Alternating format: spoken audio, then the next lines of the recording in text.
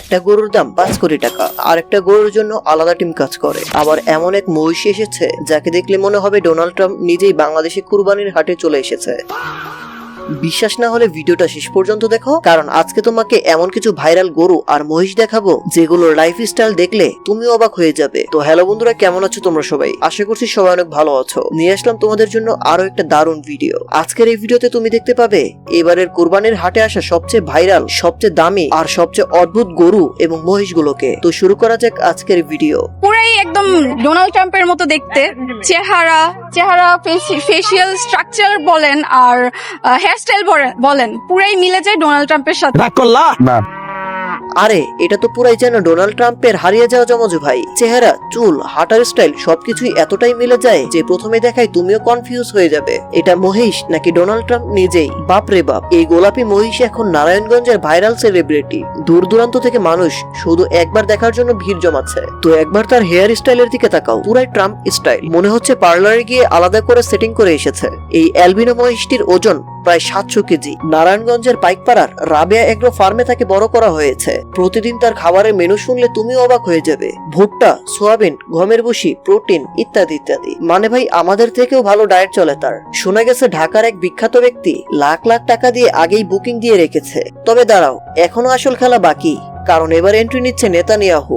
760 KG এই গোলাপি মহিষের মেজাজ একেবারেই আগুন। খাবার দিতে গেলেও মাঝে মাঝে এমন তেড়ে আসে যেন এলাকার নেতা নির্বাচনে দাঁড়িয়েছে। এই কারণেই তার নাম রাখা হয়েছে নেতানিয়াহু। তার চোখের তাকানো আর হাঁটার স্টাইল দেখে অনেকেই দূর থেকেই সাইড দিয়ে হাঁটে। বন্ধুরা, এই ভাইরাল মহিষ ছাড়াও এবারে কোরবানির হাটে এসেছে আরো বিশাল বিশাল গরু। চলো দেখে আসি সেই দানবগুলোকে। Number 1, mister Bangladesh.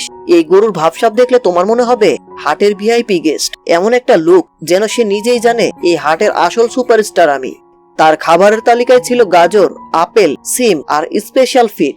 মানে ভাই এই গরুর লাইফস্টাইল দেখে অনেক জিম বয় লজ্জা পাবে। শেষ পর্যন্ত কোটি টাকার কাছাকাছি দামে বিক্রি হয়েছে মিস্টার বাংলাদেশ। নাম্বার 2, বাবু ভাই।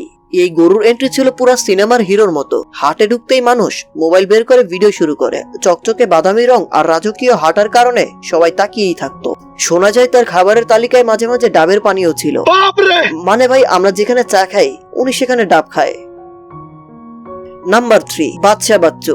এই গরুকে দেখে মানুষ বলতো এটা গরু না, পুরো বস লেভেলের প্রাণী। তার জন্য আলাদা লোক ছিল গোসল করানোর জন্য, আরেকজনের কাজ ছিল শুধু পরিচর্যা করা। মানে ভাই এই গরুর সার্ভিস দেখে মনে হয় 5 স্টার হোটেলে থাকে। হাটে আসার কয়েক ঘন্টার মধ্যেই কোটি টাকার কাছাকাছি দামে বিক্রি হয়ে যায় বাচ্চা বাচ্চু।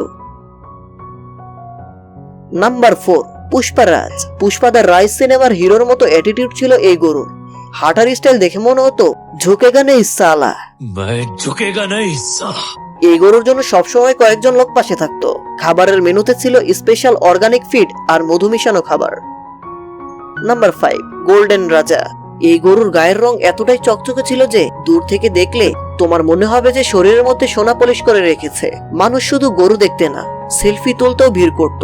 এক প্রবাসী বাংলাদেশি ভিডিও কলে কোটি টাকার বুকিং দিয়ে দেন এই গরু। আর সবশেষে টাইগার অফ বাংলাদেশ। এই গরুকে প্রথমে দেখলে তোমার মনে হবে জিমে যাওয়া কোনো বডি বিল্ডার ভুল করে 4 পায়ে হাঁটছে। বিশাল শরীর, দানবীয় ওজন আর রাজকীয় ভাবের কারণে পুরো হাটেই ছিল তার আলাদা ক্রেজ। এই গরুর দেখাশোনা করার জন্য নাকি আলাদা টিম কাজ করত। মানে ভাই এই গরুর সিকিউরিটি আর যত্ন দেখে মনে হয় কোন সিনেমার সুপারস্টার। শেষ পর্যন্ত কোটি টাকায় বিক্রি হয় টাইগার অফ বাংলাদেশ। তো বলো এইসব গরু আর মহিষের মধ্যে তোমার সবচেয়ে বেশি কোনটা ভালো লেগেছে? কমেন্টে অবশ্যই জানিও। আর হ্যাঁ, সাবস্ক্রাইব করতে কিন্তু একদম ভুলবে না। हाँ, अभी मैं गाली नहीं दे सकता।